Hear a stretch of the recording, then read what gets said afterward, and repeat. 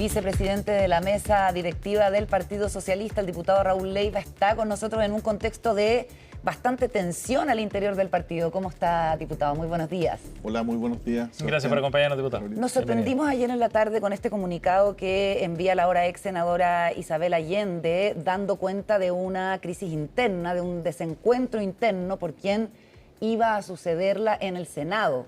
Supuestamente iba a ser el actual diputado Tomás de Rementería, con quien la ex senadora mantiene una buena relación, porque la propia mesa directiva se lo había propuesto de esa manera, pero aparentemente dentro del PS no todos estuvieron contentos con esta decisión.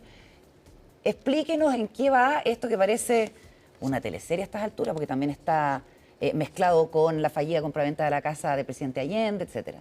Yo creo que hay una serie de desencuentros o malas informaciones. Lo que hace la directiva del Partido Socialista es remitir al Senado el día viernes pasado el nombre del reemplazante de la senadora Allende, a Tomás de Rementería. Sin embargo, comete un error, a mi juicio, porque remite ese oficio antes que se declare vacante el cargo. Recién el cargo se declara vacante cuando se da cuenta en el Senado, en la sala. ¿Es un error de forma? En la tarde. Y otro error de forma, o también de fondo, es que quien resuelve esta materia, conforme a la ley de partidos políticos, no es la mesa directiva. ¿Usted es parte de la mesa? ¿No estuvo en esa tratativa? No, porque yo asumí el día sábado recién pasado. Ah, ok. Entonces, lo que corresponde es que la Comisión Política, el órgano resolutivo intermedio, dice la ley de partidos políticos en su artículo 29, sea quien designa al reemplazante en caso de vacante de senador o senadora, como sea en este caso. Entonces, ayer hubo comisión política, lamentablemente estábamos votando ley de pesca, claro, que era súper complejo hasta total despacho, entonces se prorrogó, se suspendió esa comisión política y se va a realizar hoy día a las 20 y esperamos que, como todo indica, que se proponga y se ratifique el nombre del diputado de Rementería. ¿Eso espera usted? Sí. Que se ratifique el nombre. Pero claro. El diputado pareciera haber dado un paso al lado, ¿no? Sí. Es que eso fue un poco lo que no entendimos. Yo no he tenido la posibilidad de conversar con Tomás porque primero sale un comunicado de la senadora, sí, pero lo que se da cuenta y lo que señala la presidenta de la directiva, que obviamente hay un error formal que debe corregirse, sin perjuicio que, y eso es una variable a considerar, que la comisión política es mucho más amplia que la mesa directiva y que efectivamente su ratificación también requiere un acuerdo por mayoría absoluta a lo menos, de la comisión política. Pero si no tuviera la voluntad del diputado, difícilmente podría asumir el desafío, ¿no? Por cierto, nadie puede ser obligado. Yo creo que Tomás debiera reflexionar. Además, es un diputado de la región, tiene un arraigo territorial importante, ha trabajado con la ex senadora Allende en el territorio, entonces me parecería... Es que eso es lo que parece un poco insólito, que él mismo lo dice, el diputado de Rementería, dice: nunca busqué ser senador, acepté la solicitud que me hiciera Isabel, que fue ratificada por la mesa directiva de mi partido, se reconocía mi labor como diputado y luego hace una crítica, dice: las decisiones centralistas y los intentos de imponer nombres ajenos a la región me han llevado a enfrentar una situación en la que incluso se había tomado una decisión que luego fue retirada y en esas condiciones, dice, me es imposible continuar. Entonces, las críticas son bastante fuertes y el error más bien da cuenta de una disputa interna dentro de los lotes del Partido Socialista que son por todos conocidos dentro de la política chilena. Lo que pasa, Carolina, que en todo grupo colegiado, en un partido político y también en el seno de una comisión política pueden existir opiniones distintas a la de la mesa directiva. La mesa directiva en su oportunidad, en una deferencia a la senadora Allende, dadas las circunstancias por las cuales se declara la vacante, le propone que ella haga una referencia a quién lo podría suceder y lo ratifica.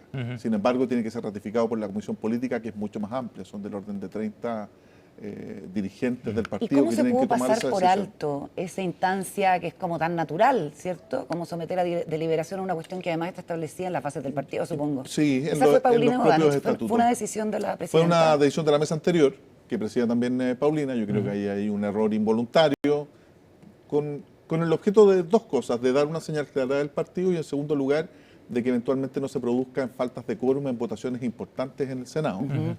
Pero que es una misión involuntaria, es cierto, es un error, que se trata de corregir, y esa corrección que llega el día de ayer retirando ese nombre para someterlo a la ratificación de la comisión política es lo que, a mi juicio, también genera esta polémica. ¿Y con qué criterio se debería zanjar el nombre que reemplaza a Isabel Allende entonces? La ley no lo establece, fíjese, la ley establece pero desde su punto de vista. Claro, que el partido político debe definir, y la instancia y el seno para hacerlo es la comisión política a propuesta de la mesa directiva. Yo creo que los criterios importantes son personas que conozcan el desempeño de la función. Estamos a 8 o 9 meses de terminar la legislatura y por consiguiente quien asuma el Senado tiene que conocer de tramitación parlamentaria, tiene que tener arraigo territorial, porque vamos a enfrentar elecciones en el próximo noviembre y es importante que el Partido Socialista siempre, bueno, en los últimos tiempos ha mantenido una presencia importante en la región de Valparaíso, la senadora Allende, por cierto, pero además tiene 2 diputados muy importantes y relevantes, el diputado Tomás de Rementería, que es de la zona costa, y del distrito Cordillera, el diputado Nelson Venegas. Entonces, el partido tiene fuerza dentro de la región, tiene consejeros regionales, tiene concejales, tiene alcaldes, entonces es importante que la comisión política, a mi juicio, que es más amplia, por cierto, y eso puede generar también una discusión interna mucho más nutrida, por decirlo de alguna manera, o donde pueden haber disensos, ratifique el nombre de quien va a reemplazar a la senadora Allende. ¿Podría ser alguien que no tenga ese arraigo territorial y que eventualmente sí quisiera enfrentar la siguiente campaña? Porque se ha mencionado el nombre de Heraldo Muñoz, que entiendo volvió al PS. Además. Es una alternativa, porque además Heraldo está en la quinta región, participa, como muchos nombres que pueden existir. Y lo que usted plantea, al ampliar la toma de decisión a la comisión política, obviamente pueden existir otras variables que hay que considerar como partido. Lo importante es que el partido salga fortalecido, se dice siempre, pero sobre todo a puertas de una elección, de que efectivamente tengamos la robustez necesaria para tomar una decisión que beneficie al Partido Socialista. Ahora, se ha restado, Tomás de Rementería dice que no está disponible para esto, a pesar de que Isabel Allende espera que se respete su voluntad en la comisión política. Y hay algunos trascendidos de que su indignación es tal de que eventualmente podría renunciar al partido. ¿Usted ha escuchado eso? Porque que Isabel Allende renuncie al Partido Socialista es una cuestión tremenda, digamos. No lo he escuchado. Muy fuerte en términos simbólicos. No lo he escuchado en términos simbólicos. Y prácticos. No solo por el afecto y cariño que tenemos de Isabel, su trayectoria, sino que lo simbólico para el partido, lo que significa para las bases y los militantes del Partido Socialista Isabel Allende. No lo creo, fíjese. Así que esperamos hoy día en la mañana poder convencer a Tomás de Rementería de que se retracte de su comunicado y que dé cuenta de que, a mi juicio, él es la persona que reúne los méritos y condiciones. Ahora, nadie puede obligar ni una comisión política a asumir un cargo y de no ser Tomás habrá que ver otras alternativas, el diputado Venegas, o si llevamos a definir una persona distinta, bueno, que sea una discusión mucho más de fondo dentro del partido, quien tiene mayor capacidad de poder asumir el desafío, no solo del desarrollo de la legislatura como senador o senadora, sino que de enfrentar elecciones en noviembre. Es que para afuera se ve como que aquí hay una disputa de poder interno en el Partido Socialista, en un momento súper sensible, en que se acaba de proclamar candidata presidencial a su presidenta, porque además Andrés Santander, que según ha trascendido, digamos, los socialistas hablan de esto que ha ocurrido al interior con los medios, tenía, entendemos, la aspiración de ocupar ese cargo, Andrés Santander, que es el brazo derecho de Paulina Bodanovich, y también se ha hablado de Arturo Barrios como una posible carta. Entonces, da la impresión de que esto es una disputa de poder y que se están, en buen chileno, peloteando el cargo. Se lo digo como aparece desde fuera, ¿cierto? Se ve así, algo de eso hay. Para serle bien franco, Carolina, el ejercicio del poder también tiene mucho de eso. Cada uno legítimamente quiere ocupar esos espacios de poder.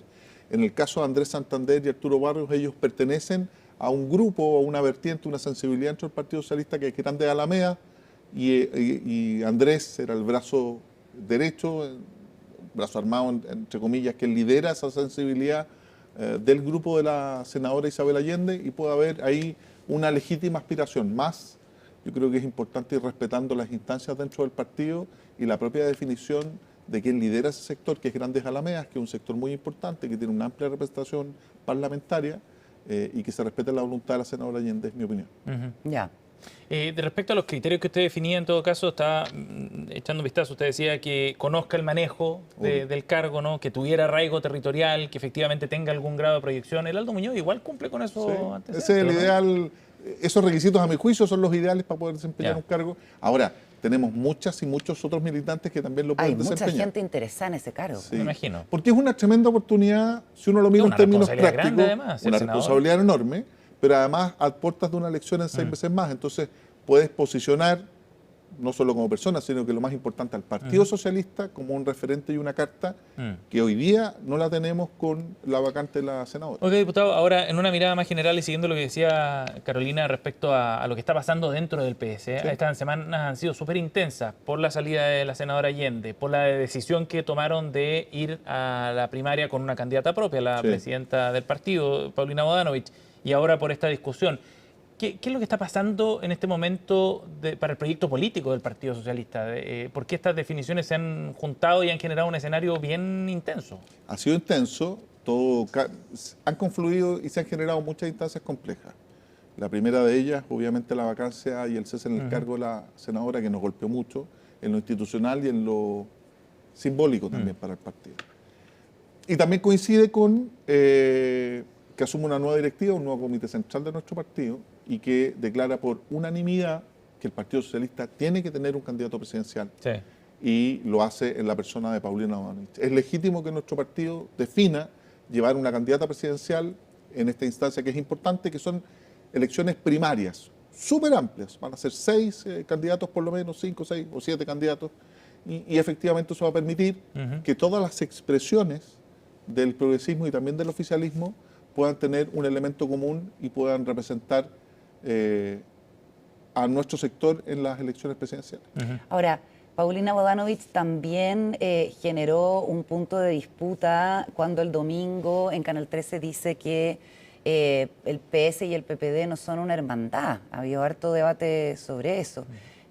¿Son una hermandad el PS y el PPD?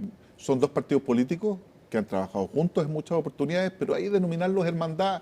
Mire, la gran asociación que existió en tiempos de concertación fue el DC con el Partido Socialista. Sí habían omisiones durante los tiempos de la concertación, cuando iba un candidato socialista, no iba un candidato del PPD, pero el Partido Socialista siempre ha tratado de cumplir. Yo lo llevo hoy día al contexto de la Cámara de Diputados, el Partido Socialista siempre ha cumplido, siempre está, y es legítimo que nuestro partido también pueda concursar, participar y marcar algún grado de diferencias en el proyecto político que como socialistas queremos desarrollar en una eventual candidatura presidencial, en tanto Paulina gane las primarias como todos esperamos y confiamos. Ahora, igual es... No es fácil.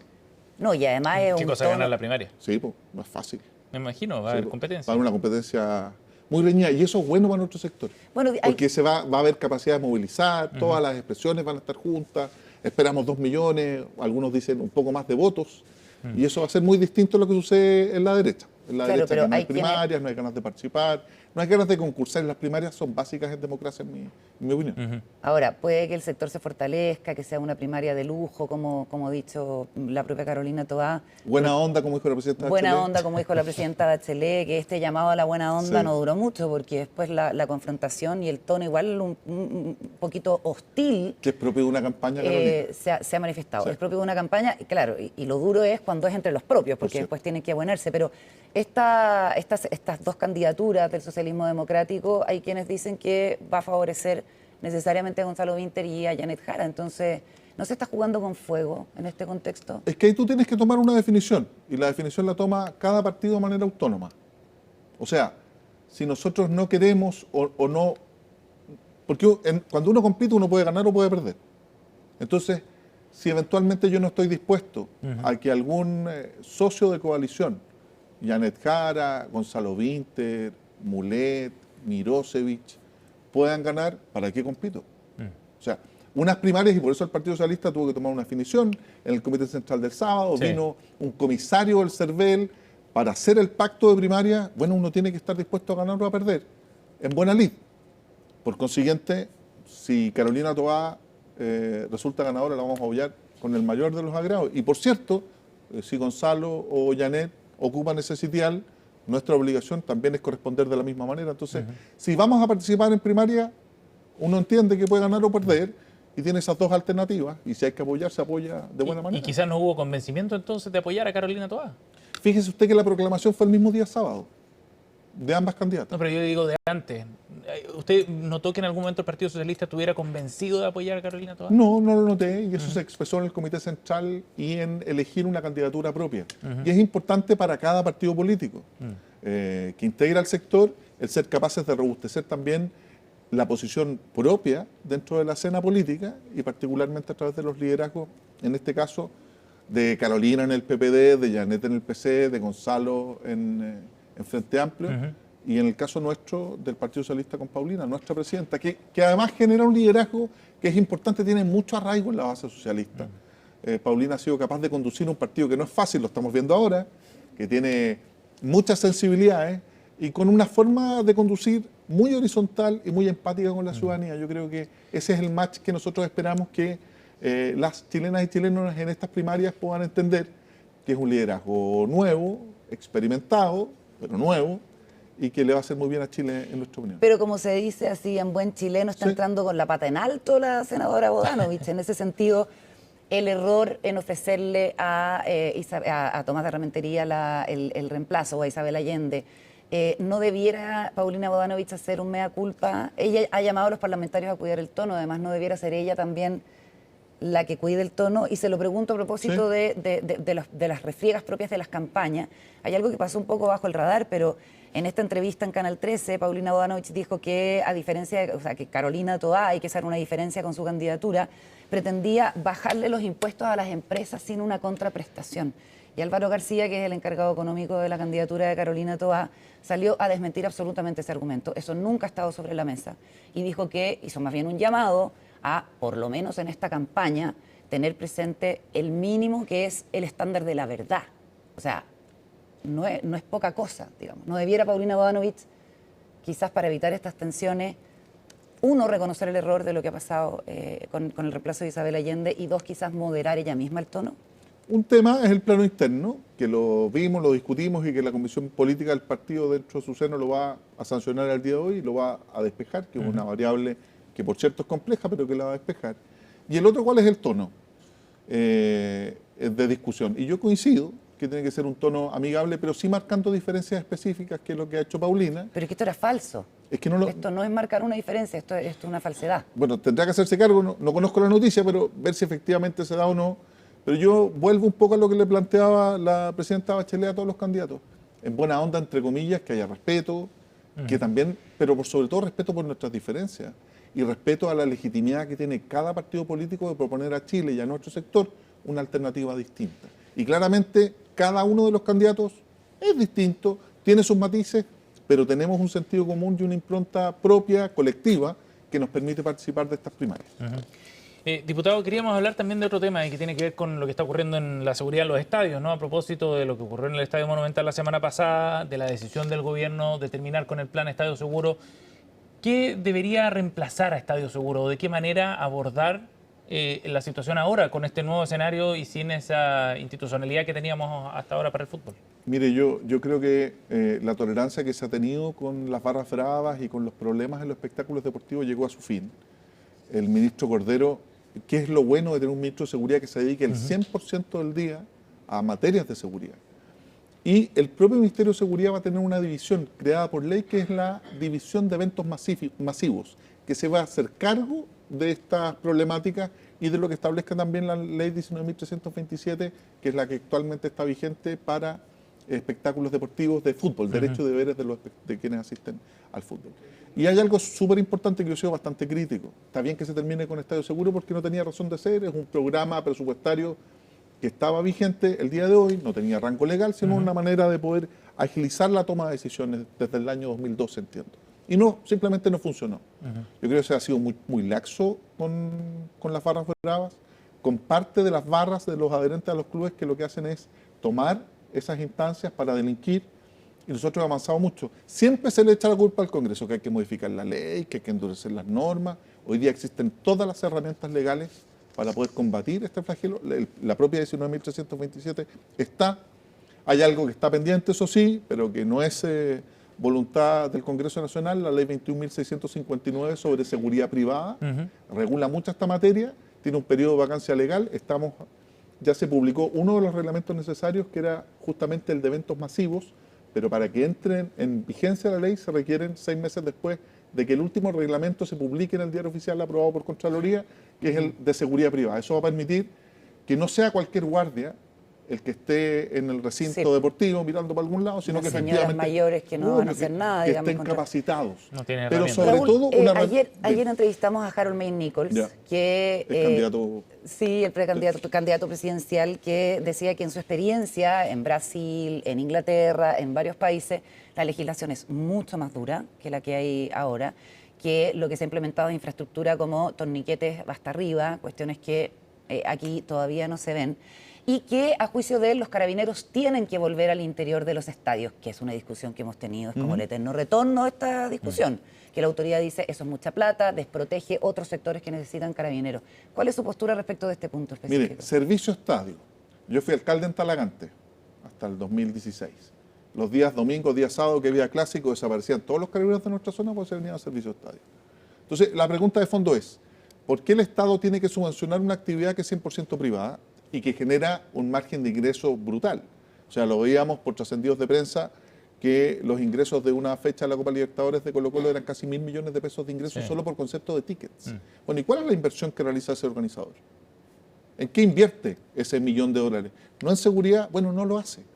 No se requiere hoy día un mandato legal para que efectivamente se implementen torniquetes de buena manera, se implementen cámaras de seguridad adecuadas, pero yo tengo mi matiz también, en el sentido que la 19.327 sí le impone esas obligaciones. Lo que pasa es que no se han hecho valer ley de una actual. manera adecuada. Absolutamente. ¿Y por eso se está modificando esa sobre seguridad privada No, o es una nueva ley? Se está modificando la 19.327 para el registro de hinchas, que es poder acceder. Pero la propia ley establece el derecho de admisión. El organizador de un Eso está espectáculo vigente hoy. deportivo está vigente, puede ejercer derecho de admisión. Uno ve, oiga, los aforos, uno ve que no es para público general, sino que solo para la barra local. Pero la pregunta, diputado, es si es que con la inversión en infraestructura y tecnología adecuada, más guardias privados en este nuevo marco normativo, ¿es suficiente? Porque yo tengo mis dudas frente a organizaciones que son súper violentas, que un tienen sus fenómeno tácticas social. Es que también. ahí tienes dos aristas, Sebastián y Carolina, que es muy importante abordar desde el punto de vista de seguridad. Uno es el espectáculo mismo, que muchos de los organizadores dicen, oye, que se reduce al estadio. El artículo 8 de la ley establece que ellos tienen que hacerse cargo también o resguardar el perímetro 1.000 metros a la redonda del recinto deportivo. Y lo establece la ley en su artículo 8. Y no lo hacen. O sea, tú tienes unas filas que permiten una avalancha. Tú cuando vas a cualquier espectáculo deportivo fuera, no son temas legales, sino que son temas operativos. Tienes estas líneas serpenteantes que justamente evitan que exista una avalancha o un atropello. Entonces, yo creo que aquí es netamente operativo, existe el derecho a admisión, existe la obligación. Hoy día no existe ningún impedimento legal para que, por ejemplo, exista un registro biométrico de acceso a los estadios, que estén registrados, que haya un seguimiento con inteligencia artificial dentro del estadio. O sea, no solo reconocimiento facial. Hoy día cuando tú vas al estadio, yo voy siempre a ver a la U con mis hijos, cada 15 días por lo menos aquí en Santiago, tú entras con tu ticket y un niño o una señora te pide tu carnet y te compara tu carnet con Bien con la artesanal, foto. bien Es muy rústico, artesanal. Eso requiere recursos y los clubes tienen ¿Diputado? recursos para hacerlo. Y lo otro, Sí. que era la vertiente de seguridad, la ley 21.567 que aprobamos el año anterior justamente dice relación con mejorar la persecución criminal de asociaciones delictivas. El artículo 292 del Código Penal es súper simple, autonomiza el antiguo delito, ¿se acuerdan? De asociación ilícita, que era ilícita, súper claro. difícil probarlo porque tenía que tener una estructura, un mandato. Hoy día eso se simplifica mucho. Y también hacemos ese llamado al Ministerio Público, lo hacemos desde el Congreso Nacional, a que se tomen esas medidas. Se autonomiza el delito porque antes era un agravante. Hoy día comete el delito de asociación delictiva, que es 3 o más personas que de manera sostenida en el tiempo se reúnen para cometer simples delitos. Bien. Y eso hay que perseguirlo. Muy bien. Porque delincuentes se toman de las barras bravas para ocupar espacios dentro de los territorios, ¿te fijas? Para delinquir. Los fuegos artificiales es delito, También. no es una simple Y falta. hay otra industria detrás también. Entonces los mercados secundarios, yo siempre digo, es lo mismo. Todos saben dónde venden los fuegos artificiales, todos saben dónde están. Sí. Basta y se necesita más inteligencia, hoy día están los medios, pero hay que aplicar la ley. Diputado Leiva, gracias por haber venido a conversar con nosotros Muchas esta gracias mañana. por la Gracias a usted. conversación. Nos vamos a la pausa, ya seguimos con más en CNN Chile Radio.